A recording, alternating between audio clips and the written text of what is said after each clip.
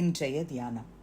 அவர் தம்முடைய ஆத்மாவை மரணத்தில் ஊற்றி அக்கிரமக்காரரில் ஒருவராக எண்ணப்பட்டு அநேகருடைய பாவத்தை தாமே சுமந்து அக்கிரமக்காரருக்காக வேண்டிக் கொண்டதன் நிமித்தம் அநேகரை அவருக்கு பங்காக கொடுப்பேன். பலவான்களை அவர் தமக்கு கொள்ளையாக பங்கிட்டு கொள்வார். ஏசாயா 53:12. ஆண்டவரும் இரட்சகருமாகிய இயேசு கிறிஸ்துவின் நாமத்தினாலே இந்த காலை வேளையிலே இன்றைய தியான நிகழ்ச்சியின் வாயிலாக உங்கள் ஒவ்வொருவரையும் சந்திப்பதில் நான் கிறிஸ்துவுக்குள் மிக்க மகிழ்ச்சி அடைகிறேன். பிரியமானவர்களே, இந்த நாள் உலகம் முழுவதிலும் இருக்கிற எல்லா கர்த்தருடைய ஜனங்களும் தேவனுடைய ஆலயத்துக்கு கடந்து சென்று ஆண்டவராகிய இயேசு கிறிஸ்து 5 கண்ட மக்களுக்காக மரித்ததை நினைவுகூர்ந்து கர்த்தரை ஆராதிக்கும்படிக்கு கர்த்தர் கொடுத்த ஒரு நல்ல நாள். Good Friday. பிரியமானவர்களே, ஹோலி ஃப்ரைடே என்று சொல்வார்கள், பெரிய வெள்ளி என்று சொல்வார்கள், நல்ல வெள்ளி என்று சொல்வார்கள்.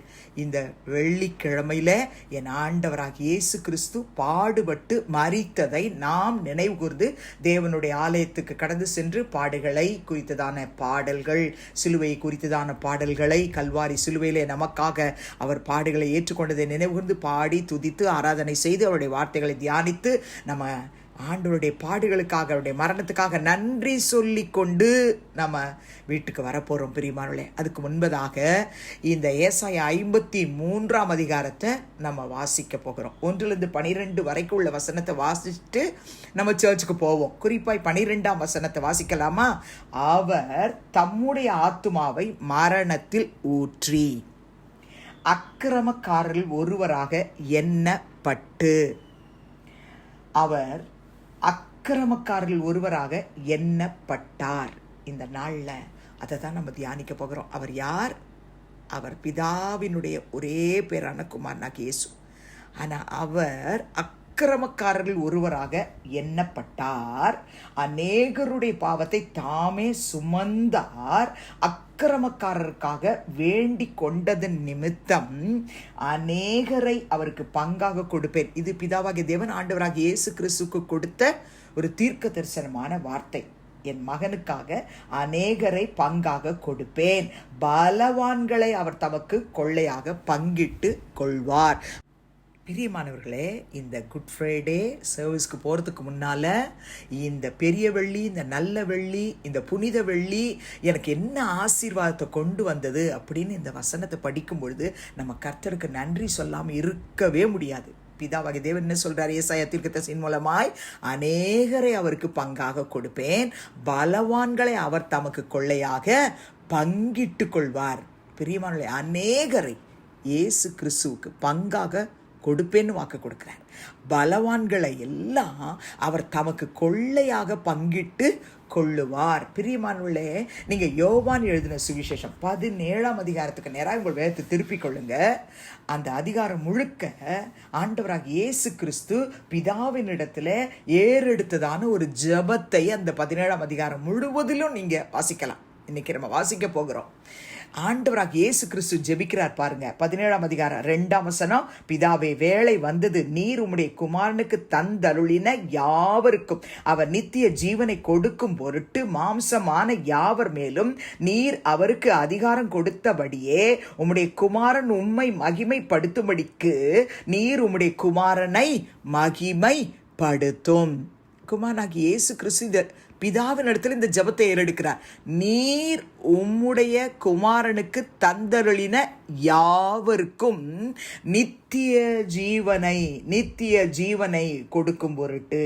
கர்த்தருடைய பிள்ளைகளே, அப்போ ஆண்டவராகிய இயேசு கிறிஸ்து தம்முடைய ஜீவனை நமக்காக பணயம் வைத்து ஒப்பு கொடுத்ததுனால நம்ம எல்லாருக்கும் என்ன கிஃப்ட் கிடைக்குதுன்னா நித்திய ஜீவன். அதே யோவான் 17:6 வசனத்துல பாருங்க. நீர் உலகத்தில் தெரிந்து எடுத்து எனக்கு தந்த மனுஷருக்கு உம்முடைய நாமத்தை வெளிப்படுத்தினேன். பிதா கிட்ட இயேசு ஜெபிக்கிறார். அவர்கள் உம்முடையவர்களாய் இருந்தார்கள், அவர்களை எனக்கு தந்தீர், அவர்கள் உம்முடைய வசனத்தை கை கொண்டிருக்கிறார்கள்.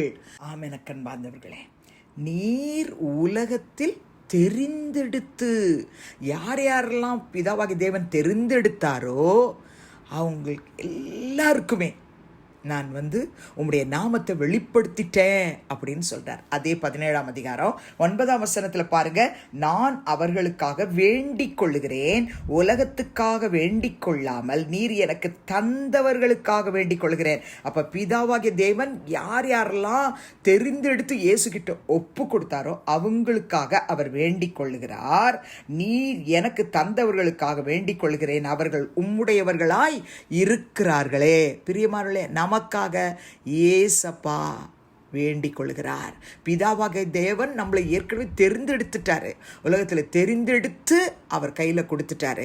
அவர் தான் நமக்கு அவருடைய நாமத்தை வெளிப்படுத்தி இருக்கிறாரு, நமக்காக இன்னைக்கும் வேண்டிக் கொண்டிருக்கிறார். இதே யோவான் 17:11 வசனத்தை பாருங்க.